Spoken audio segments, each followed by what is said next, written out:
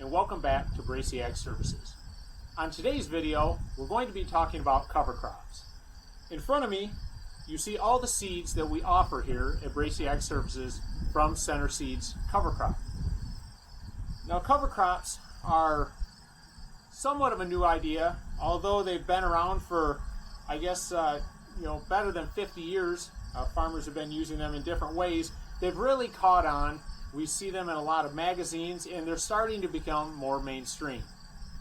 Although there's still many more questions than answers around them, such as what seed do I use or what mix do I use? Certainly mixes have become more popular, but amongst those seeds, there's still a lot of questions.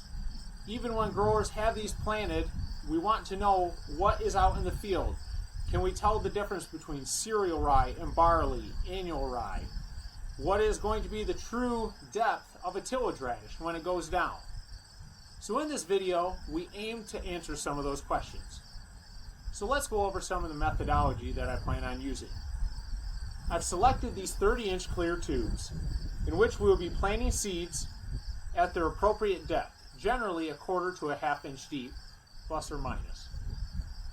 The clear tubes are going to give us the opportunity to watch the roots as they grow. As they grow down, we'll be able to see the full depth, which is generally what we want to see in a grass as we try to loosen that topsoil or break up some hard pans. Additionally, growers are doing this with taproot radish, so we'll be able to watch that as well. On the top half of the tubes, we'll be able to identify some of the defining characteristics of seeds, the difference between barley, annual rye, as well as other seeds that we have here. We'll be able to watch the nodulation of peas in the top growth versus the bottom growth and what that is doing within the soil. So now let's get started.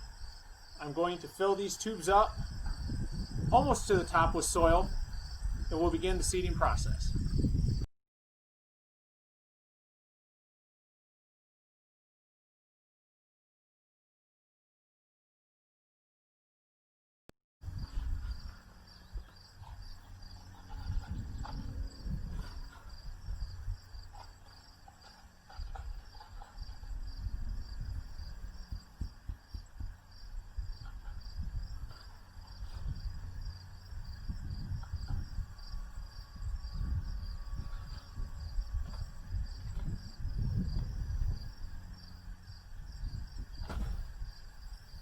Alright, well that's a wrap.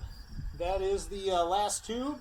Hope you guys don't mind I skipped through a little bit of that. I figured most of you had better things to do besides watch me shovel dirt. The good news is, I think I got a little smarter halfway through, got it done pretty quick.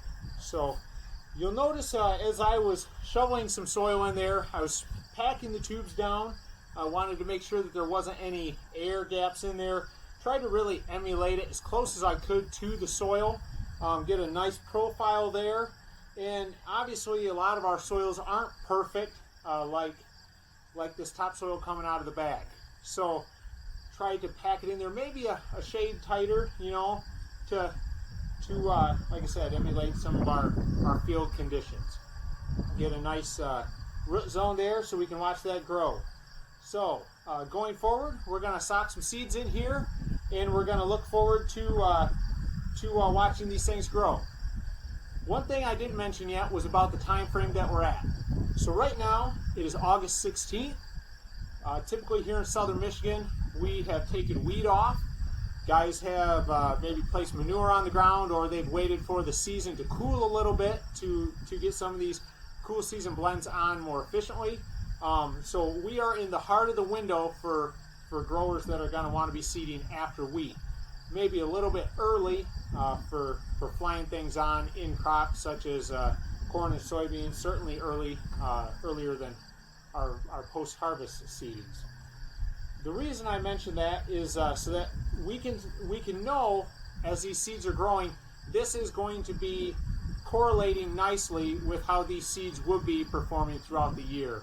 As guys will be seeding these normally. So, we didn't come out here 1st of May and doing this project. So it should line up nice with some of the growth we see, and hopefully we can see that as this project continues. So stay with us, and we'll be seeing some plants grow here pretty quick.